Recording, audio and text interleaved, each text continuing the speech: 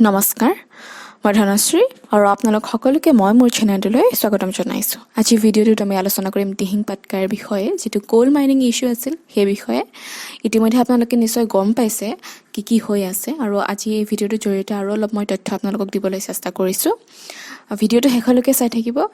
আৰু এতিয়া আমি ভিডিঅ'টো আৰম্ভ কৰোঁ।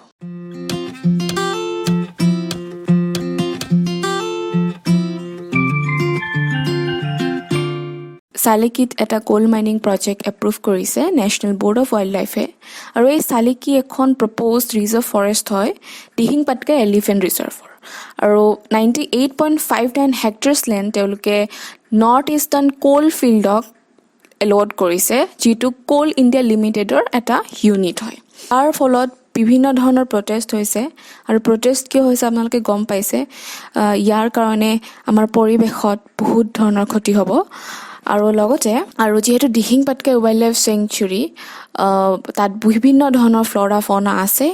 তাৰো বহুত বেছি ক্ষতিসাধন হ'ব। প্ৰথমে দিহিং পাটকাই এলিফেণ্ট ৰিজাৰ্ভৰ কিছু ইন্ট্ৰডাকশ্যন চাই লওঁ। যে দিহিং পাটকাই এলিফেণ্ট ৰিজাৰ্ভত আপোনাৰ Dihing Patkai wild life sanctuary আছে, যাক জয়পুৰ ৰেইন ফৰেষ্ট বুলিও কোৱা হয়, আৰু এমেজন অফ দ্য ইষ্ট বুলিও কোৱা হয়, আৰু ভাৰতবৰ্ষৰ আটাইতকৈ ডাঙৰ ৰেইন ফৰেষ্ট হয়। ৰেইন ফৰেষ্ট এইটো কাৰণে হয় যে তাত গোটেইটো বছৰে গ্ৰীনাৰী থাকে, খুব বেছি ঘন হয় তাতে কেনপিবিলাক, সেইটো কাৰণে ৰেইন ফৰেষ্ট হয়। যেনেকৈ এমেজন আছে,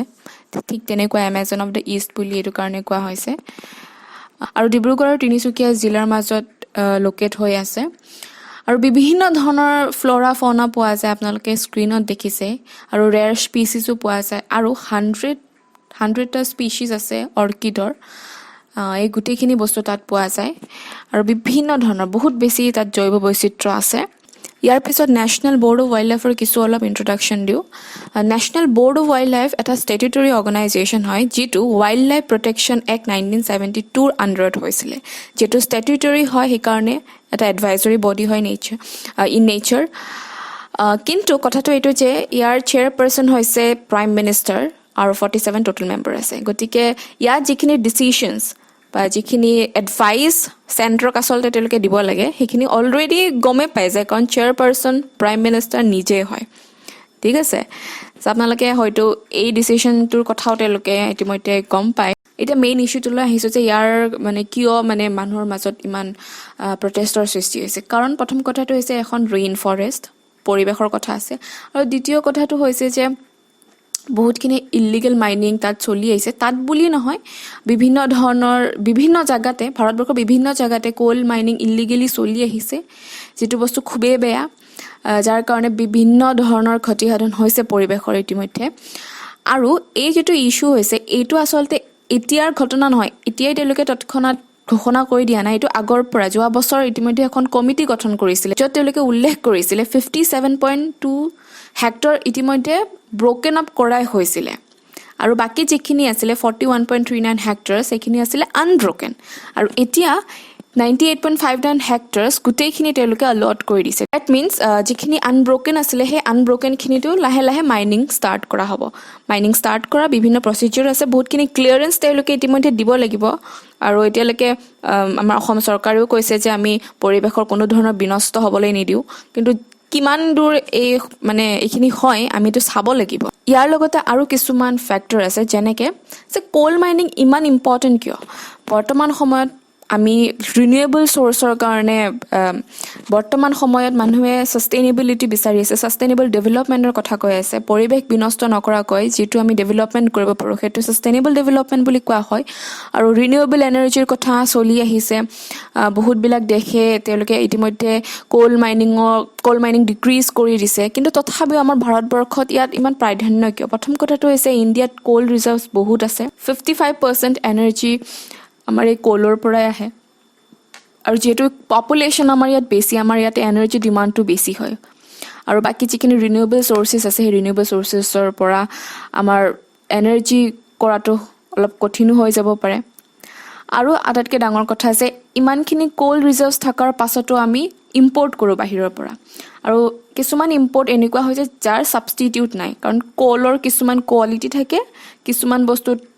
কিছুমান কোল হয়তো খাপ নাখাব পাৰে সেই কোলখিনিৰ কাৰণে আমি ইম্পৰ্ট কৰিব লাগে তাৰে 0.5% আমি ইচ্ছা কৰিলে ডমেষ্টিক প্ৰডাকশ্যন কৰিব পাৰোঁ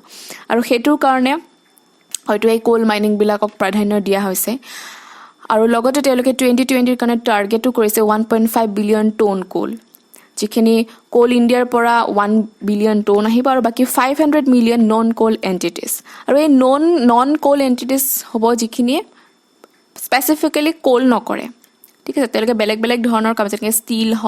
ষ্টীল ইণ্ডাষ্ট্ৰি হওক তো তেওঁলোককো এলাউ কৰি দিছে আৰু 2018 বৰ্ষত ভাৰত চৰকাৰে যিখিনি প্ৰাইভেট ছেক্টৰছ আছে তেওঁলোককো কোল মাইনিঙৰ কাৰণে এলাউ কৰি দিছে আৰু যিখিনি নন কোল এণ্টিটিজ আছে তেওঁলোকেও এতিয়া coal mining commercial coal mining কৰিব পাৰে ঠিক আছে আৰু আটাইতকৈ আইৰনিক আচৰিত বস্তু এনেকুৱা যে ভাৰতে এইটো সময়ত তেওঁলোকে কোল ছেক্টৰটো বুষ্ট কৰিছে যিটো সময়ত ইয়াক ডিক্ৰিজ কৰিব লাগে কাৰণ কোল প্ৰডাকশ্যন বা কোল মাইনিঙৰ কাৰণে পৰিৱেশৰ বহুত ধৰণৰ ক্ষতি হয় সেইটো আমি আগৰ পৰাই গম পাই আছোঁ আগতে ইলিগেল মাইনিং আছে ইলিগেল মাইনিঙৰ কাৰণে যিটো আচলতে হ'ব নালাগিছিলে সেইখিনিও হৈ আছে বাৰু এতিয়া আমি কনচিকুৱেঞ্চেছ চাওঁ পজিটিভ নিগেটিভ কনচিকুৱেঞ্চেছ বহুত আছে কিন্তু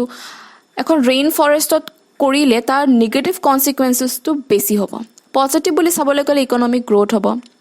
এনাৰ্জি ইনক্ৰিজ হ'ব পপুলেশ্যন যিহেতু বেছি হৈছে আমাৰ এনাৰ্জি নিডছ আছে ইলেক্ট্ৰিচিটি আমাক লাগে আৰু যিখিনি ডমেষ্টিক প্ৰডাকশ্যন আছে সেইখিনি গ্ৰ'থ হ'ব ইম্পৰ্টছখিনি তেতিয়া আমি কাটিব পাৰিম আৰু যিহেতু আত্মনিৰ্ভৰশীল ভাৰত হ'বলৈ গৈ আছে গতিকে এইটো এটা ফেক্টৰ আহি পৰে আমি যিমান পাৰি আমি ডমেষ্টিকেলি আমাৰ যিখিনি নেচাৰেল ৰিচৰ্চেছ আছে সেইখিনি আমি প্ৰডিউচ কৰিব পাৰোঁ কিন্তু কথাটো হৈছে যে ইয়াৰ নিগেটিভ ইম্পেক্টটো বহুত বেছি হ'ব এনভাইৰমেণ্টেল ডিগ্ৰেডেশ্যন হ'ব এনভাইৰমেণ্টেল ডিগ্ৰেডেশ্যনত সকলোখিনি সাঙুৰ খাই পৰে পলিউশ্যন হওক লেণ্ড পলিউশ্যন ৱাটাৰ পলিউশ্যন হওক নইজ পলিউশ্যন হওক থ্ৰেট টু ফ্ল'ৰা ফনা যিখিনি ফ্ল'ৰা ফনা আছে সেইখিনি ক্ষতিসাধন হ'ব কিছুমান বস্তু এক্সটিংক্ট হৈ যাব এটা বস্তু এক্সটিংক্ট হোৱাৰ লগে লগে বাকীখিনিতো প্ৰভাৱ পৰিব এটা ইক'লজিকেল বেলেঞ্চ যিটো থাকে সেইটো ভাঙি পৰিব ইতিমধ্যে হয়তো ভাঙি পৰিছে মেন এনিমেল কনফ্লিক্ট হ'ব হেবিটেট লছ হ'ব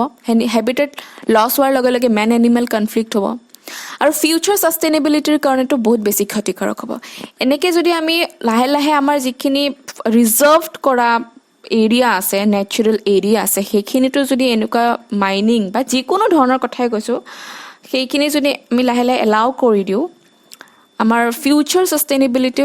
প্ৰব্লেম হৈ যাব আমাৰ যিখিনি আহিবলগীয়া জেনেৰেশ্যন আছে তেওঁলোকৰ কাৰণে বহুত বেছি ক্ষতিসাধন হ'ব আমি হয়তো ইকনমিক ডেভেলপমেণ্ট পাব পাৰোঁ ইকনমিক গ্ৰ'থ পাব পাৰোঁ কিন্তু ইয়াৰ এটা বেড ইম্পেক্ট আমাৰ এনভাইৰমেণ্টত পৰিব এনভাইৰমেণ্টত ইম্পেক্ট পৰাৰ লগে লগে আমাৰ হেল্থৰ ওপৰতো পৰিব আৰু হেল্থৰ ওপৰত ইম্পেক্ট পৰাৰ লগে লগে আমাৰ ইয়াতে হিউমেন ৰিচৰ্চ কমি যাব হিউমেন ৰিচৰ্চ কমি যোৱাৰ লগে লগে আমাৰ ইকনমিক গ্ৰ'থ নিজে নিজে অট'মেটিকেলি কমি আহিব গতিকে এটা চাৰ্কুলাৰ নিচিনা হৈ গৈছে গতিকে আমি এতিয়া যিখিনি ৰিনিউৱেবল চ'ৰ্চ আছে সেই ৰিনিউৱেবল চ'ৰ্চখিনি আমি হয়তো ভালদৰে ইউটিলাইজ কৰিব লাগে আৰু যিখিনি আমাৰ হাতত আছে ৰিজাৰ্ভ ফৰেষ্ট আছে চেংচুৰীজ আছে নেশ্যনেল পাৰ্ক আছে আমি সেইখিনি সংৰক্ষণ কৰিব লাগে কাৰণ এটা ইক'লজিকেল বেলেঞ্চ থাকে ইক'লজিকেল বেলেঞ্চটো যেতিয়া ইমবেলেঞ্চ হৈ যাব আমাৰ সকলোৰে ওপৰত প্ৰভাৱ পৰিব আৰু ইতিমধ্যে আমাৰ পলিউশ্যন বহুত হৈছে ক্লাইমেট চেঞ্জ হৈ আছে ক্লাইমেট চেঞ্জটো বাৰু নেচাৰেলি হয় কিন্তু জোখতকৈ বেছি সোনকালে হৈ আছে যিটো ভাল কথা নহয় আৰু আমাৰ হাতত যিখিনি ইয়াৰ অল্টাৰনেটিভছ আছে সেই অল্টাৰনেটিভছখিনি আমি ভালদৰে ব্যৱহাৰ কৰিব লাগে আৰু পাৰ্চনেলি ব্যক্তিগতভাৱে মই এই কোল মাইনিঙক ছাপোৰ্ট নকৰোঁ মই ইকনমিক ডেভেলপমেণ্ট ছাপোৰ্ট কৰিম ইকনমিক গ্ৰ'থ ছাপোৰ্ট কৰিম কিন্তু পৰিৱেশক বাদ দি আমাৰ ইকনমিক গ্ৰ'থ কৰাটো মই ভাবোঁ ইমান এটা ঠিক নহয় আমি ইয়াৰ অল্টাৰনেটিভ ভাবিব লাগে আৰু ইয়াত ভাবিলে নিশ্চয় ওলাব সকলোৰে চলিউশ্যন আছে আৰু সঁচাকৈ এই সময়খিনি বেয়া আৰু বেয়া হ'বলৈ আমি দিব নোৱাৰোঁ গতিকে এইখিনি আছিলে ডিটেইলছ ইয়াৰে PDF টো আপোনালোকে ডেছক্ৰিপশ্যন বক্সত পাই যাব ডাউনলোড কৰি ল'ব গোটেইখিনি ডিটেইলছ আপোনালোকে পাব যদি ভিডিঅ'টো ভাল লাগিছে লাইক কৰিব শ্বেয়াৰ কৰিব কমেণ্ট কৰি নিশ্চয় জনাব আৰু এটা নতুন ভিডিঅ'ৰ লগত মই অতি সোনকালে আহি আছোঁ আজিলৈ ইমানে নমস্কাৰ